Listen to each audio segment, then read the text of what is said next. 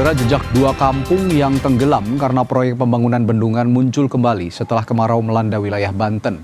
Sejumlah warga kembali ke lokasi kampung tersebut untuk sekedar bernostalgia. Seperti inilah penampakan bekas permukiman di Kampung Somang, Desa Sukarame, Lebak, Banten. Sisa-sisa bangunan, ruas jalan kampung, hingga hamparan sawah dan ladang yang dahulu menjadi sumber penghidupan warga, kini muncul kembali ke permukaan setelah bertahun-tahun tertutup genangan air. Kampung ini dapat terlihat karena musim kemarau menyusutkan air yang sebelumnya menenggelamkan kampung ini. Desa Sukarame dan Desa Sukaraja adalah dua desa yang sebagian wilayahnya ditenggelamkan untuk proyek pembangunan bendungan Kairan pada tahun 2015 hingga 2019.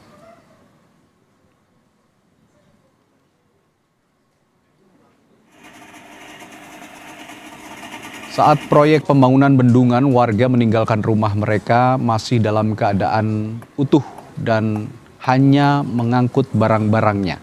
Itulah yang membuat tembok-tembok rumah masih utuh berdiri. Bagi masyarakat yang pernah tinggal di kawasan tersebut, pemandangan ini bukan sekedar fenomena musim kemarau, lanskap yang kembali terlihat membangkitkan kenangan tentang kampung halaman yang harus mereka tinggalkan demi pembangunan bendungan Kairan.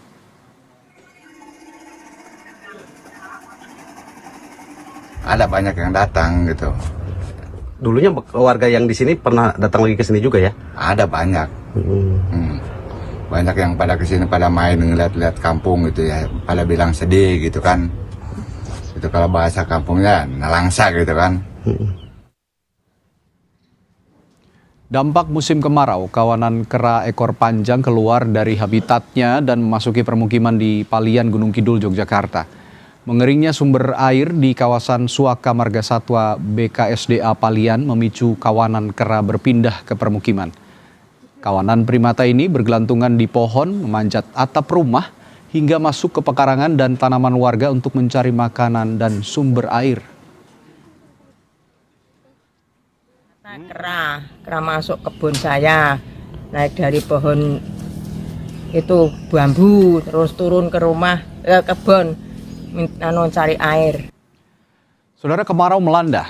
Sebagian warga di sejumlah wilayah sudah mulai mengeluhkan kekurangan air bersih yang mengganggu aktivitas mereka. Sampai kapan akan berlangsung dan bagaimana cara menghadapinya? Kita akan berbincang dengan Sekretaris Utama yang juga PLT Bidang Meteorologi BMKG, Guswanto. Selamat malam, Pak Guswanto. Selamat malam Bung Radi. Baik. Saputra.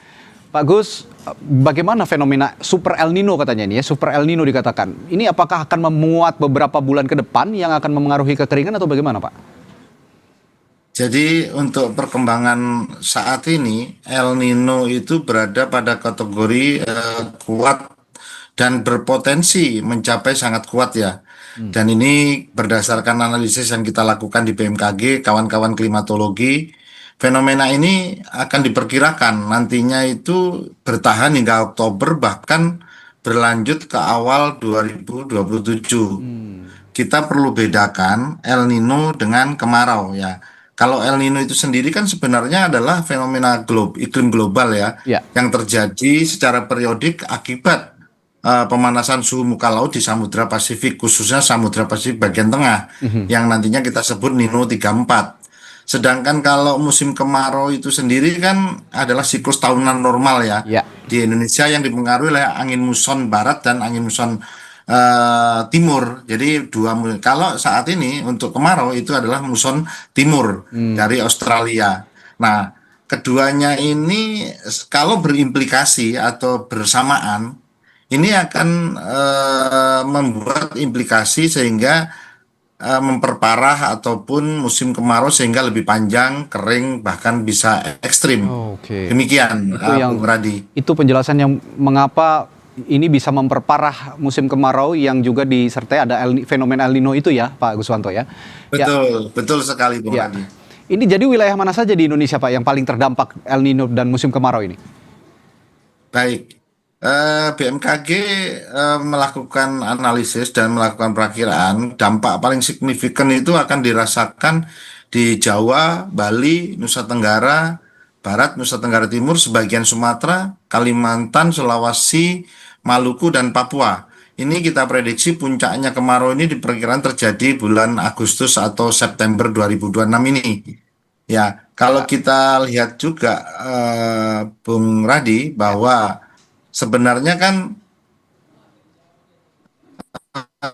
dampak utama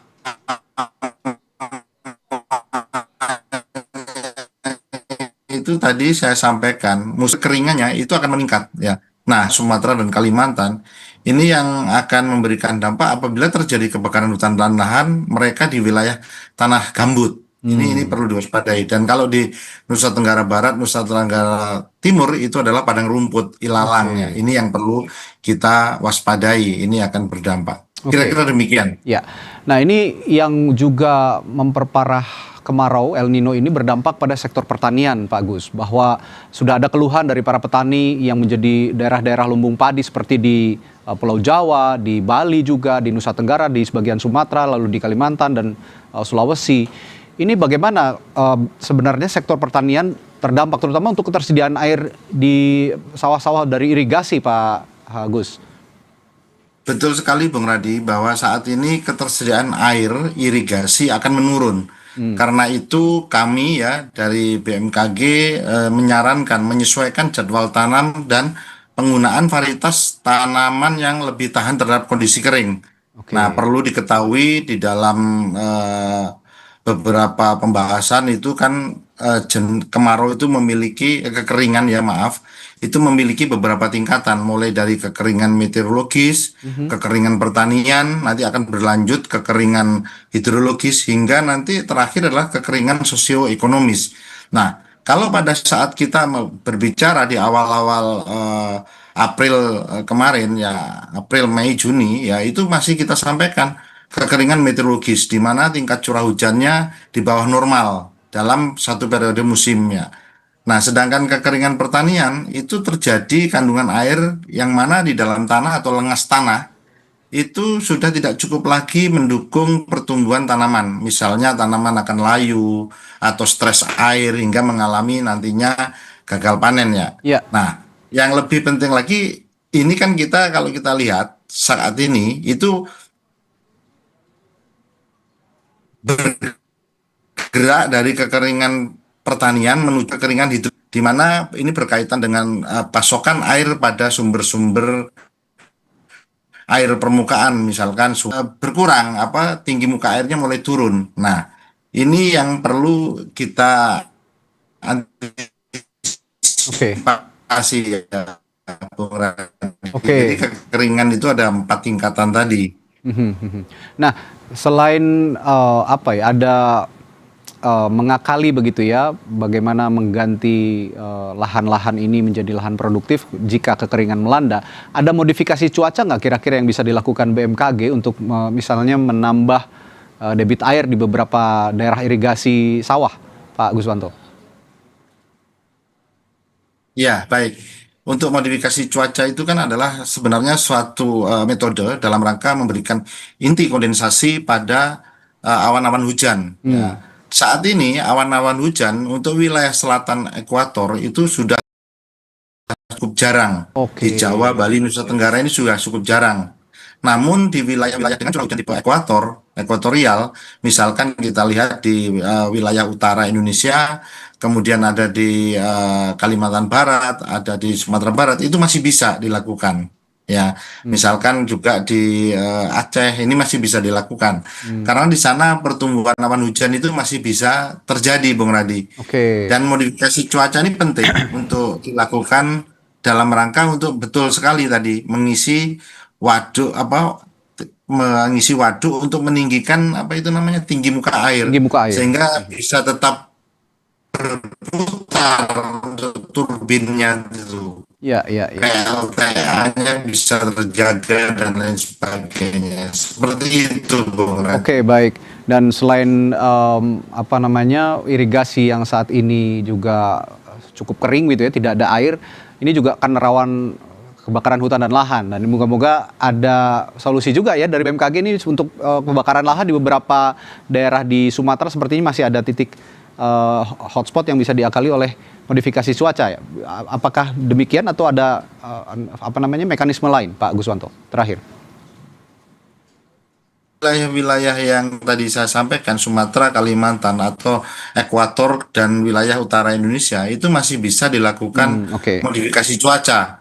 Ini sangat betul sekali. Ini adalah strategi bagaimana untuk menambah tinggi muka air ya, sehingga apabila Oke. terjadi kebakaran di lahan gambut, ini bisa kita antisipasi dan bisa kita batasi Baik. sehingga tidak menjadi meluas ya. Gitu. Baik. Dan ini kita lihat memang risiko kebakaran hutan meningkat sejak Juli dan puncaknya kita masih harus berjuang nih di bulan Agustus September. Baik. Nanti kan November itu sudah akan masuk ke dalam musim hujan. Ya, oke. Baik, semoga bermanfaat informasi yang Anda berikan dan bisa diantisipasi oleh masyarakat juga ya, fenomena El Nino dan kemarau ini. Terima kasih Sekretaris Utama yang juga PLT Bidang Meteorologi BMKG, Pak Guswanto, telah berbagi informasinya di Sapa Indonesia Malam. Sampai jumpa lagi saat malam, Pak Guswanto. Yes, terima kasih Bung Radi, salam sehat selalu. Salam sehat.